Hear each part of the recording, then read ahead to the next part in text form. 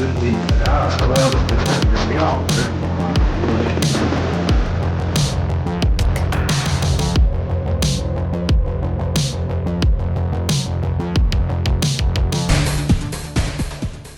guys, I have a bit of a problem here. This next week, I've got to turn all that into 3 display cases I can carry around on top of my Mini Cooper. So they've got to be lightweight. So I'm going to have to be doing a lot of mortise and tenon joints. As such, here's my problem. In order to make these joints stick together, you've got to use a lot of clamps. You've got to be coordinated enough to put them in, and you've got to be patient enough to let them dry.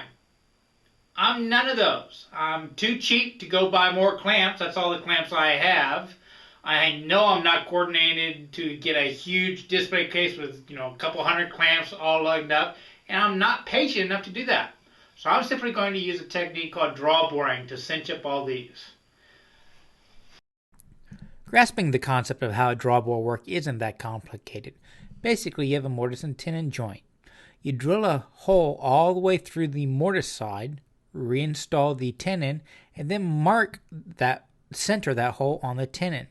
Then when you drill the hole through the tenon, offset it a little bit towards the shoulder. That way that the holes don't line up perfectly. Now when you drive a peg through this hole, it will cinch the shoulder of the tenon onto the mortise and lock it in place. The pressure inside the joint will keep it tight for years to come, and you can go right back to work. You don't have to wait for the glue to dry. So let's try one out. The first step is always marking out where your pins need to go. Typically, on a small joint like I'm using in this example, you only need 1. But I'm working with 2 just so I can do it twice in the demonstration.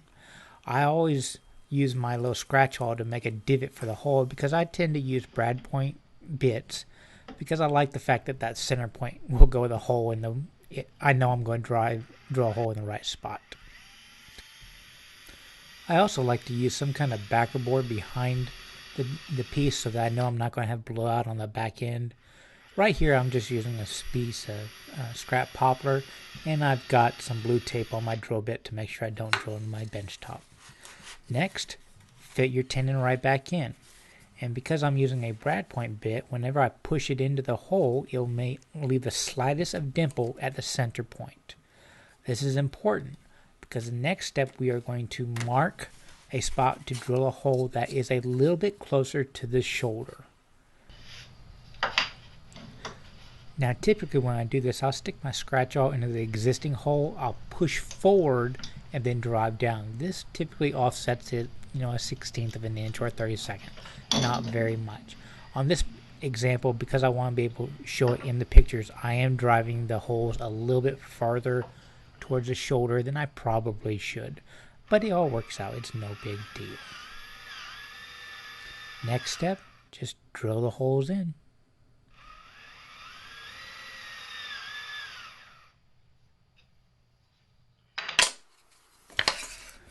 You want to follow that by simply reassembling the joint.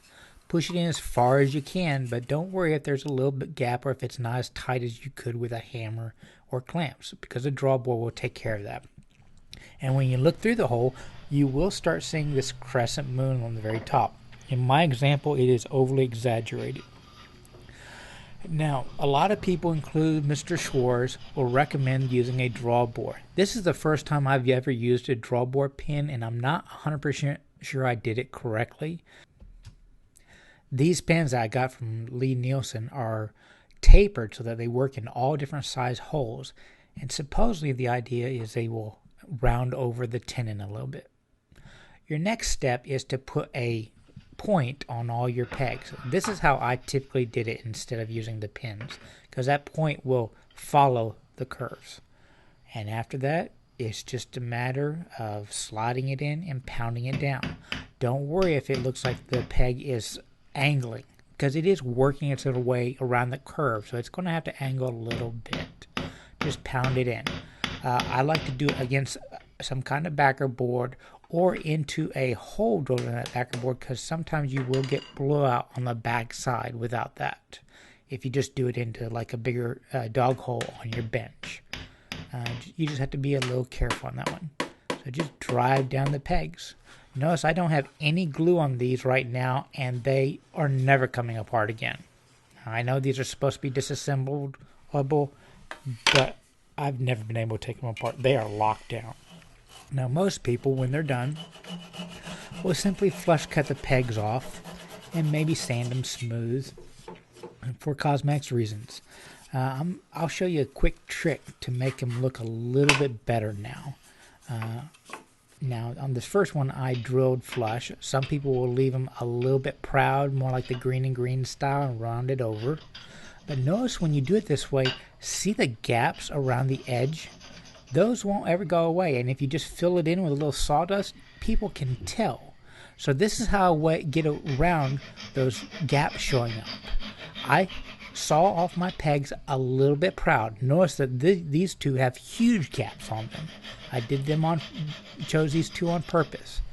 And then I will grab a little baby medicine injector, or like a syringe thing, fill it with water, and drop a few drops of water onto the end grain of just the pegs, and then let it sit a while. That water will flow down through the peg. It expands a little bit, but not too much. And more importantly, it will soften the grain a little bit. Then take off all the excess water, because you don't want it flying everywhere. Then I will grab my small hammer. It's got a dome on it on the end. That'll allow me to control where I hammer on it, and then I just pound away. Now please remember, these joints have no glue on them, and yet they are not going to move. This is kind of like riveting metal. It will spread the wood out, and that wood will fill the gaps. And it'll actually make it a little bit tighter also. So I just pound away for a little while. And it's kind of cool if you touch it right now. Well, not while you're hammering on it, that'd hurt. The wood actually is a little bit warm. And then I will use a chisel to pare off the end. It'll give me a very nice finish. After that, you're done. You have a joint that's not coming apart. No clamps required.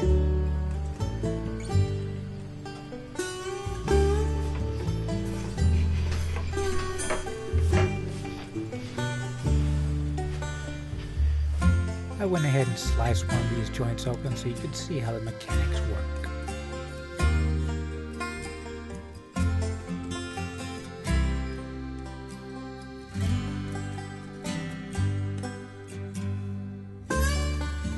If you enjoyed this episode, please subscribe and tell your friends.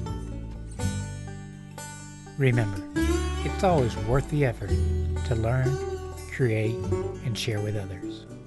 Y'all be safe and have fun.